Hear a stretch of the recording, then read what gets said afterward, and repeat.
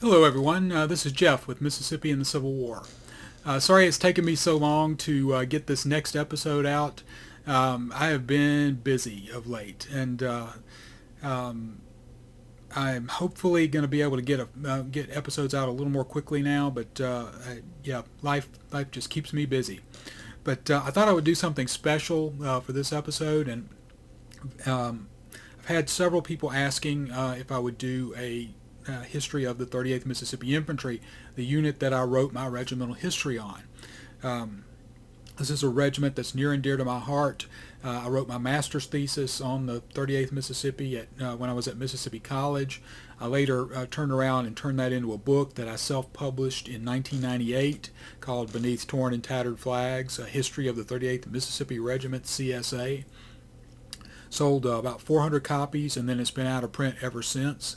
I still had a lot of people asking for the book, so in 2017 I published a revised and expanded edition online. I just put it on my blog for free, so it is readily available if you would like to read it in its entirety. But I hope you enjoy these episodes. I'm going to do a multi-part series covering the regiment from its beginnings in early 1862 through the end of the war in 1865, and I hope you enjoy it as I know I will. And so, to begin with, just to give you a little background, the 38th Mississippi is not one of the better-known regiments raised from the state. There are several reasons for its obscurity. First, unlike many Mississippi regiments, it never went out of state, at least not for any length of time. And all of the battles it fought in, with one or two small exceptions, were in the state of Mississippi. And these were not high-profile battles for the most part, except for the Vicksburg campaign. They fought at places like Iuka and Corinth and Harrisburg and C.S.A. River Bridge. Not exactly household names at the time of the war, and certainly not very well remembered today by the general public. But for the men of the 38th Mississippi, these were some of the most important battles of the Civil War. These were the battles in which they fought, where they lost friends and relatives, where they bled for their country. And so to them, these were important battles, and they deserve to be remembered. Captain James Henry Jones of Company D wrote quite prolifically after the war about his service with the 38th, and in one of his reminiscences, he wrote, "A great battle is made up of many varied events, of many component parts. Each brigade and each regiment is more or less an independent factor in it, and these must be studied in detail to understand properly what a battle is." And I think he's very right about that. Every battle is going to be different depending on who you talk to. Every regiment's service in a battle is going to be a little bit different depending on what the terrain was like, what the Union opposing them, what the forces opposing them were, what the geographic features of the battlefield were, where they were located. So you really have to study individual regiments to really get a good feel for a particular battle. And I'm going to begin by giving you just a little background on the formation of the 38th Mississippi. And this map is one wartime map that I have highlighted to show where the men in where the individual companies of the 38th Mississippi were raised. Mississippi ceded in 1861, January, but the 38th Mississippi was not raised until May of 1862. And for most of the men in the regiment, this was their first time to put on a uniform. There were several reasons that the men had not enlisted earlier, and one of the chief factors was age. When I later gathered up my facts and figures about the regiment and started looking at the ages of these guys, the average age of the men in the 38th Mississippi was 29, which is quite old by Civil War standards. These were mostly men of families, and so they could not just run off when the war started in 1861. They had families and children to take care of and to try and provide for.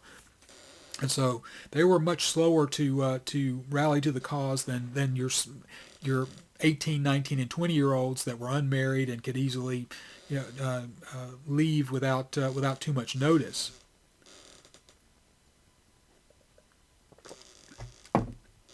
As you can see from the map, the companies comprising the 38th Mississippi really represented a broad cross-section of the state.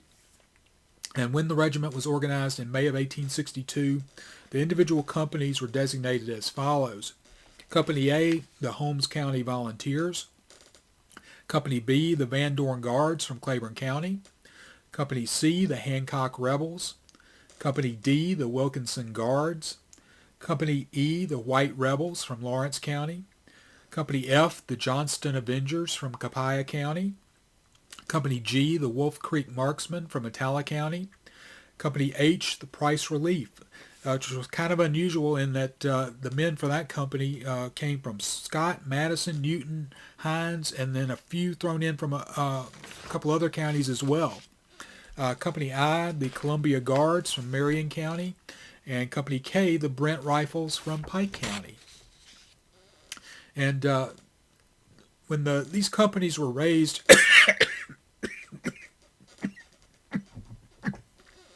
excuse me, when these companies were raised in their individual counties and were ready to head off to war, and in many cases these were rural guys. A lot of them had never left the county before, and so their communities gave them a big send-off. They were going to be going to Jackson, where they would all rendezvous and be formed into a regiment. And so they had big celebrations in just about every one of these counties as their soldiers were about to march off. And many years after the war, Alfred Falk reminisced about the farewell celebration given to his father William and the rest of the Van Dorn Guards in April 1862. And he wrote, "Everybody celebrated that night at Port Gibson. Merrymaking continued in the streets until dawn." And he went on to say, as the men marched off, they confidently boasted, "We'll lick the Yankees before breakfast."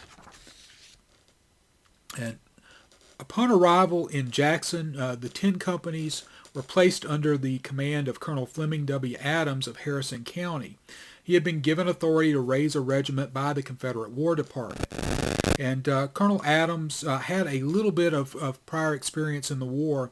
The 31-year-old Adams had enlisted in 1861 as a captain, and he had been commander of the Adams Rifles, which was a company in the 20th Mississippi Infantry. He didn't spend a long time with the regiment, and he eventually was discharged, and he came back home hoping to raise a regiment of his own. And voting in Jackson for the regimental officers was done on May 12th, and the men confirmed the War Department's appointment, electing Fleming W. Adams as colonel of the regiment. For the two other command positions in the regiment, Preston Brent of the Brent Rifles was chosen for lieutenant colonel, and Franklin Foxworth of the Columbia Guards was picked for major. And unfortunately, I don't have a picture of Colonel Adams. In all my years of research, I have never been able to find one, and I've been looking diligently. If any of you happen to know of a picture of Colonel Adams, please contact me and let me know, because I would dearly love to have a copy. But the rank and file had really made sensible choices for their top leaders, selecting 3 men, all of whom had some prior military experience. Colonel Brent had actually gone to a military institute for college, and Major Foxworth also had some prior military experience. As it would turn out, only one of these men was going to stand the test of time. In fact, Major Foxworth lasted barely a month in his new position, tendering his resignation on June 15, 1862, without specifying a reason. To fill the vacancy, the senior captain by date of rank, William L. Kern of the Holmes County Volunteers, assumed the duties of major and received his official promotion to that rank in August of 1862. So only time was going to tell how well these men would serve in their positions of leadership within the regiment. So the 38th Mississippi was in the big city of Jackson. And for a lot of rural boys, many of them away from home for the first time, Jackson was an exciting place. And a lot of these guys spent their free time exploring. Sergeant James W. Thornhill of Company F was one of these men, and he wrote to his wife Jane about all of the things that he saw while running around Jackson. He said, I expected when I come to Jackson that I should see everything that would entice a man to spend money. But I was mistaken, for I can't even get a piece of bread in the baker's shops. But that makes no difference as long as we can get plenty in camps. I have been to the penitentiary, but could not get in. Also to the factory there, you can see as many as 20 or 30 girls working at one time, some weaving and some warping, and some doing one thing and another, and some of them the prettiest girls I ever saw. Now, I think I would probably not have added that little comment in a letter to my wife, but apparently Sergeant Thornhill thought he could get away with it.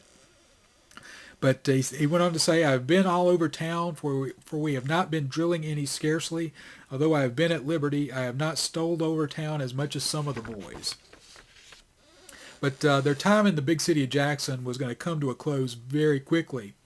On May 20th, 1862, the 38th Mississippi was ordered to fall in and march to the train depot, where they boarded the cars that were going to take them to the seat of war.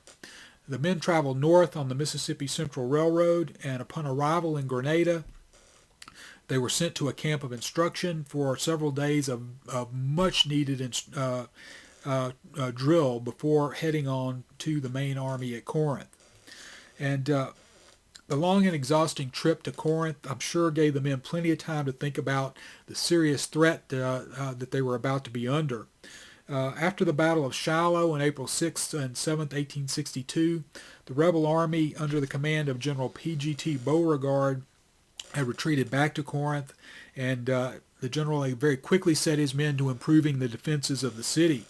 And the Confederates had plenty of incentive to work hard, because slowly advancing on Corinth was the Union Army under the command of Major General Henry W. Halleck. Now, Halleck's advance on Corinth was very slow and deliberate, and it took him the better part of a month to bring his 110,000-man army to the outskirts of Corinth, and he arrived at the city on May 25th. Opposing this force, Beauregard had at best about 66,000 men, including many half-trained reinforcements that had been rushed to him, like the 38th Mississippi. And the 38th was very quickly going to be thrown into the fight. On May 28th, one day after receiving their rifles, or actually muskets, because they had smoothbore muskets at that time, on May 28th, 1862, the regiment suffered its first combat casualties. Privates William P. Cotton and Ed Ellis of Company A were both wounded while on picket duty out in front of the main entrenchments.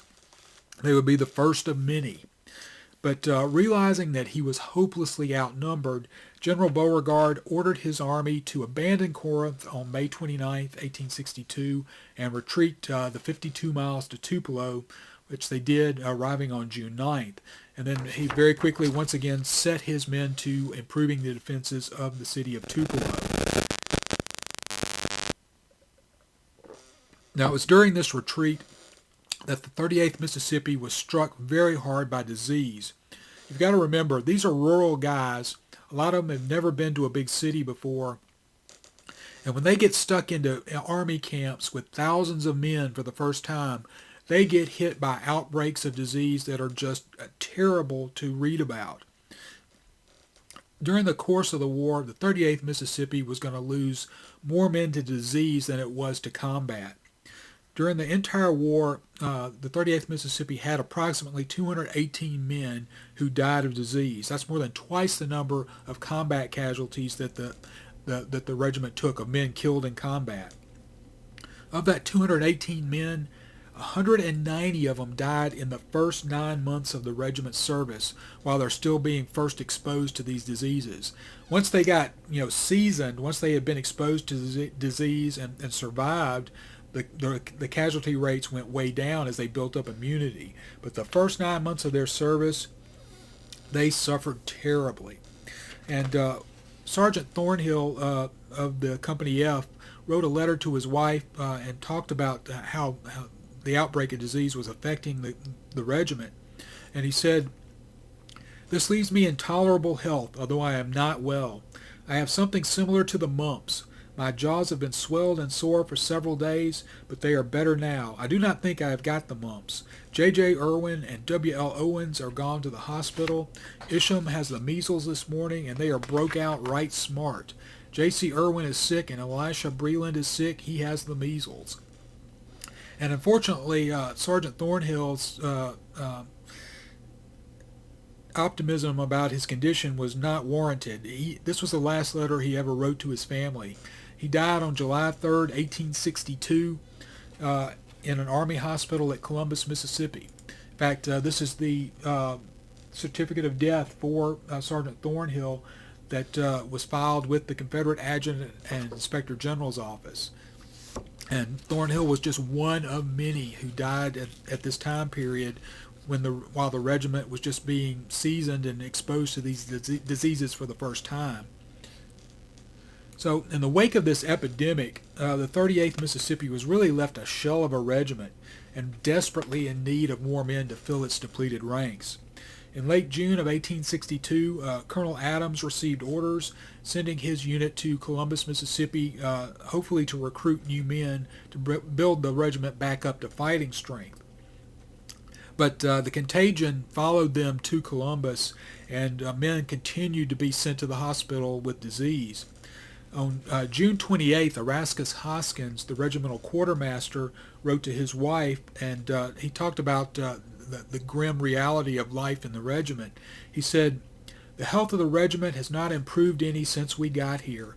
We send some to the hospital every day. One company left home with 120 men and has lost 19. They all died in hospitals. Another company left home with 125 and have lost 27, and I expect to lose another tonight. When a soldier dies in camp, I have to get the coffin and the company to bury him. Some few have died in all the companies except Captain Kearns." But due to the continuing sickness in the regiment, the effort to build up the 38th was not really successful. Of the 963 men who started out from Jackson in May, only 322 remained to take part in the regiment's first fight at Iuka in September. Disease was that devastating to the regiment.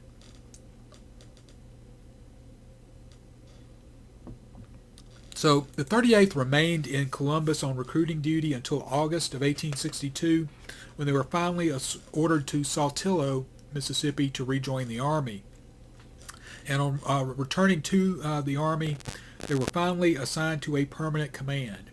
They were assigned to Colonel John D. Martin's brigade, Brigadier General Henry Little's division of Major General Sterling Price's Army of the West. And on March 29, 1862, Price was ordered to move his army, had been ordered to move his army east of the Mississippi River and join PGT Beauregard at Corinth.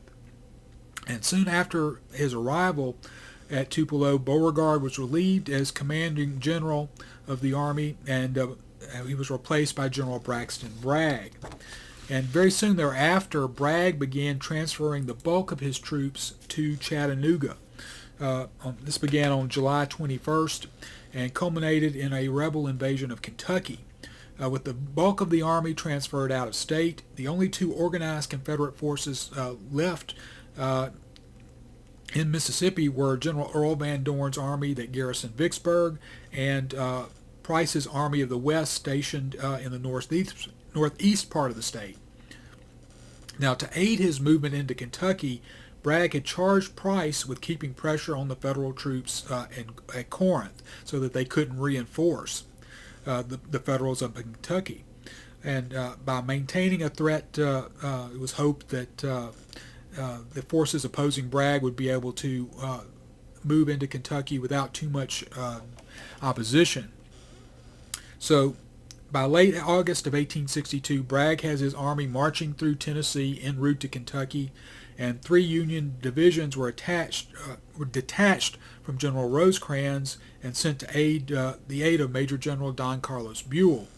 In early September, Price began receiving reports indicating Rosecrans was preparing to move his entire force to reinforce Buell. So with very clear orders from Bragg to prevent this kind of thing from happening, Price put the Army of the West into motion on September 11, 1862, with the destination of Iuka, Mississippi, in the northeast corner of the state.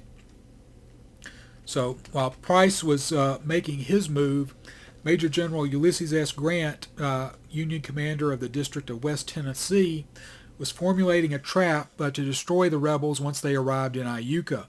And Grant's strategy called for Major General Edward O.C. Ord to take his 8,000 men from Corinth and march on Iuka from the northwest. At the same time, a second column of 9,000 men under General Rosecrans would march on Iuka from the southwest and cut Price's line of retreat. If the two Union columns could coordinate their movements and attack at the same time, Price was going to be in a world of hurt and either be destroyed or forced to surrender. So by September 19th, Grant's trap seemed to be well on its way to a successful conclusion, but rebel scouts sent back reports of the Union force approaching from the north, and Price deployed his army to meet this threat. However, the column under Rosecrans approaching from the south along the Jacinto Road was undetected by Price's men as the Yankees were moving into a blocking position across the rebels' line of retreat. Price finally received word of this movement at 2:30 p.m. on the 19th, and realizing the threat it posed, he immediately ordered the brigade of General Lewis Hebert into motion to meet this new danger. Hebert made contact with the vanguard of the Federal column 1 mile south of Iuka on the Jacinto Road and took up a blocking position, forming his line of battle across the road.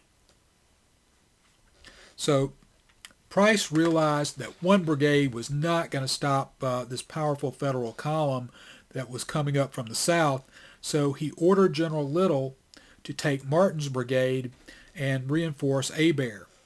He was very concerned about the danger that Rosecrans posed to his rear, and he decided to accompany Little and personally monitor the situation on the Jacinto Road. As Martin marched his men at the double quick down the Jacinto Road towards the sounds of battle, the 38th Mississippi, I'm sure, had to be, a lot of these guys were probably scared. Most of them had never been in a battle before, and their thoughts were probably a lot like those expressed by Sergeant Clark of the 36th Mississippi, who wrote, "Everyone felt that peculiar sensation that comes just on the eve of battle, and which only a soldier knows. It has been described as something like the lump that gets into a young fellow's throat when he is about to pop the question." And as General Little approached the front with Martin's brigade, he found Hebert's men engaged in a furious assault to capture the 11th Ohio Battery at the center of the Union line. After a quick examination of the situation, Little determined his first priority was to secure Hebert's flanks, and he ordered Colonel Martin to take the 36th Mississippi and 37th Alabama and move them to the support of the left of the rebel line. Little took personal command of the 37th Mississippi and 38th Mississippi and ordered them to protect Hebert's right flank. He placed the 38th with its left astride the Jacinto Road and the 37th to the right of her sister regiment. After placing the two regiments into line of battle, Little ordered the gray ranks to advance after warning Colonel Adams and Colonel Robert McLean of the 37th not to fire on Hebert's men who were to their front. So as Adams and McLean marched towards the Union line, General Little remained behind to consult with General Price. And at this point, one of the great, unforeseen things happened that was going to directly impact the 38th Mississippi. A stray bullet hit General Little in the head, killed him instantly, and in the confusion that followed, the 38th Mississippi and the 37th Mississippi on their advance forward were basically forgotten about, and they had no direct controlling authority over them for the remainder of the battle. And in his report of the Battle of Iuka, Colonel Adams stated that once given the order to attack, he marched the 38th forward, keeping the regiment's left flank aligned on the Jacinto Road. As they neared the Union line, the regiment had to climb a gentle rise, and as they reached the top, Adams said he heard someone on his left in the road give the command to halt. Assuming the order came from General Little, the colonel halted the regiment in place. Now, this was a really bad place to halt the regiment because they had just crested a rise. They were now in view of the 11th Ohio batteries and the other batteries in the 20th Wisconsin battery in particular. And as soon as they came into the open, the Union cannoneers opened a furious artillery barrage on them. And the air was soon filled with hot metal, and Colonel Adams had to order the regiment to lie down to try and avoid the worst of the shelling. Now, Adams' next actions are very confused, and I really had to examine the records very closely to try and understand what happened. In his report of the action, Colonel Adams stated, quote, "The regiment halted and remained under a heavy fire for some time on a hill, when a command was given by someone on the left to fall back. I asked who the command came from, but I was unable to ascertain. The regiment fell back some 50 or 60 yards with but little confusion and were rapidly formed in line again. We moved forward again under order to join with General John Whitfield's command, but about this time the firing ceased in our front, and it becoming dark, I halted and remained in that position until sometime in the night." Now, Lieutenant Colonel Brent also submitted a report of the battle, and his account of the 38th's retreat from the hill differs in one important aspect from Colonel Adams. Brent stated that when ordered to fall back, quote, "A portion of the regiment fell back in confusion, the remainder in good order." And it indicates that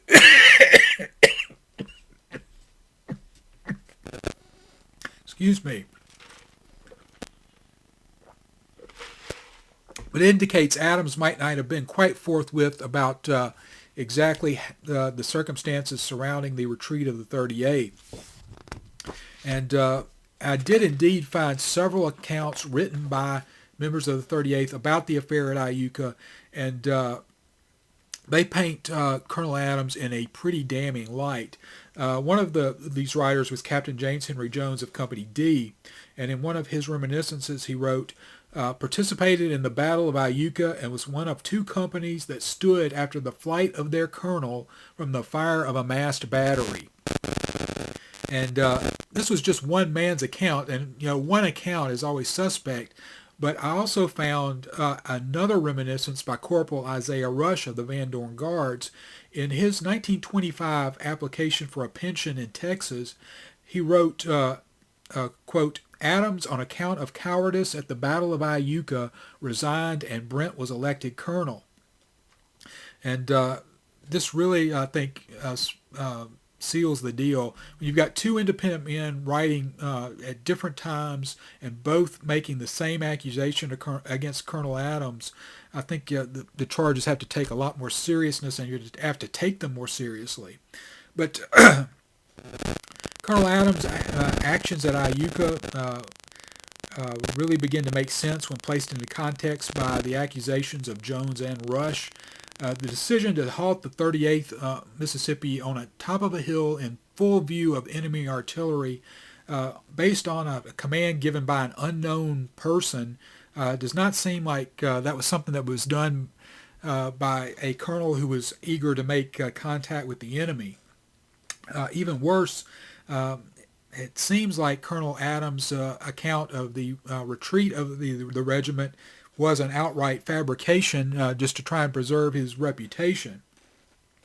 If the regiment did indeed break in the face of the enemy, and by all the available evidence I can find, it did, the blame really, I think, needs to be placed at the feet of Colonel Adams. The 38th Mississippi was a Green regiment fighting in its very first battle, and these Green soldiers were looking to their colonel for guidance and on how to act.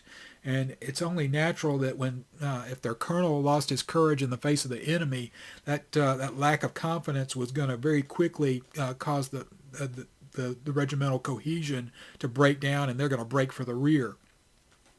And it's unfortunate because if Colonel Adams had displayed a little more fortitude, the 38th might have played a really important part in the battle.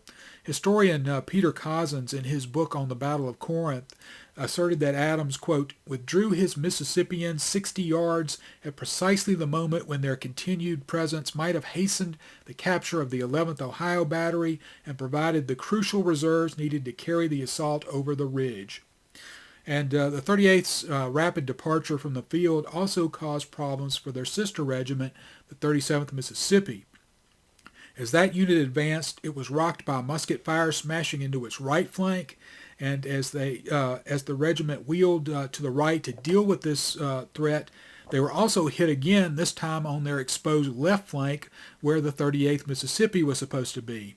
And the enraged men of the 37th Mississippi concluded, quote, the 38th Mississippi had disappeared from their left at the same time McLean's men took their first volley from that direction, leading them to conclude that their fellow Mississippians had run. And I don't know how what the circumstances were, but I'm sure after the battle, the 37th Mississippi had some harsh words for the men of the 38th. But as night fell over the battlefield and the fighting slowly sputtered to a halt, the darkness was filled with the groans and cries of hundreds of wounded men. The 38th's casualty list was, of course, very short, given that they only spent a very small amount of time under fire. The regiment took 322 men into the battle, and of that number, there were only 4 killed and 4 wounded. Among the dead, though, was 2nd Lieutenant Jonathan M. Price of the White Rebels, who had the dubious distinction of being the first officer in the regiment killed in action. The 38th also had 31 men missing, which is not surprising given the chaotic nature of their flight from the front lines. So the Yankees and Rebels had fought each other to a draw on the first day of the battle. General Price planned to continue the fight the next day, but during the night, his senior officers convinced him to withdraw because the Army was in very real danger of being crushed between 2 Union forces.